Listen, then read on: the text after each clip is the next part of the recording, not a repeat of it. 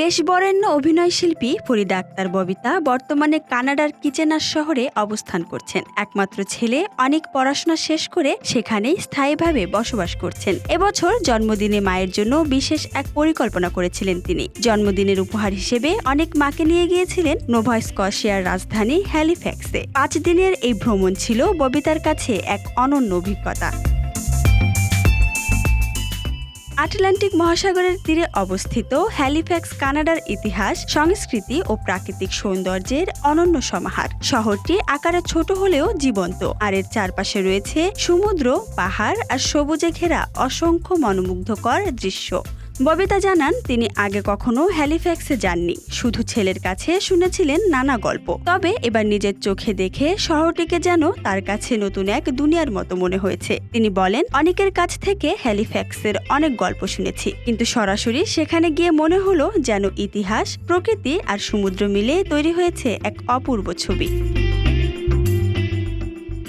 একসময় উত্তর আমেরিকার কৌশলগত সামরিক ঘাঁটি ছিল এই শহরে। এখনও সেখানকার দুর্গ ও প্রাচীন স্থাপত্য ঔপনিবেশিক আমলের ইতিহাসের সাক্ষী হয়ে দাঁড়িয়ে আছে। সিটাডেল হিল দুর্গ শহরের অন্যতম পরিচিত প্রতীক, যেখানে দাঁড়িয়ে সমুদ্র বন্দর আর আশেপাশের দৃশ্য চোখে পড়ে অন্যরকম সৌন্দর্যে। শহরের বিভিন্ন জাদুঘরে আছে সামুদ্রিক ইতিহাস আর যুদ্ধের স্মৃতি, যা পর্যটকদের ইতিহাসের ভেতর টেনে নেয়।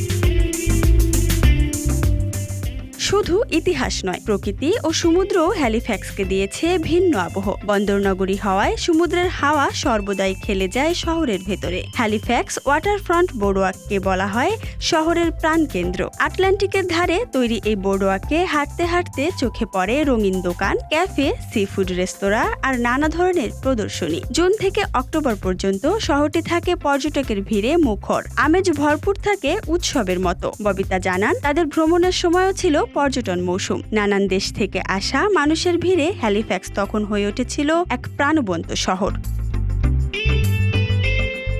হ্যালিফ্যাক্সের আশেপাশেও রয়েছে অসাধারণ প্রাকৃতিক সৌন্দর্য।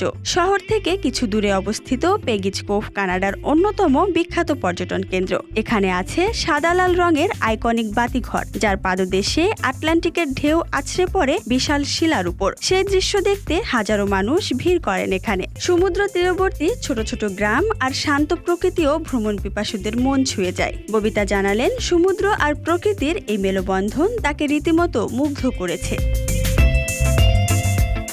শহরটির আরেকটি বিশেষ দিক হলো এর খাবার। হ্যালিফ্যাক্সের সামুদ্রিক খাবারের সুনাম বিশ্বজোড়া। লবস্টার, স্ক্যাল্প, ক্ল্যাম, মুসেলস কিংবা ফিশ অ্যান্ড চিপস সবকিছুই যেন এক অন্যরকম স্বাদ নিয়ে হাজির হয় পর্যটকদের সামনে। ববিতা বললেন, সামুদ্রিক খাবার আসলেই অসাধারণ ছিল। আগে শুনেছি এখানকার সিফুড বিখ্যাত, এবার নিজে খেয়ে বুঝলাম এর আসল মাহাত্ম্য।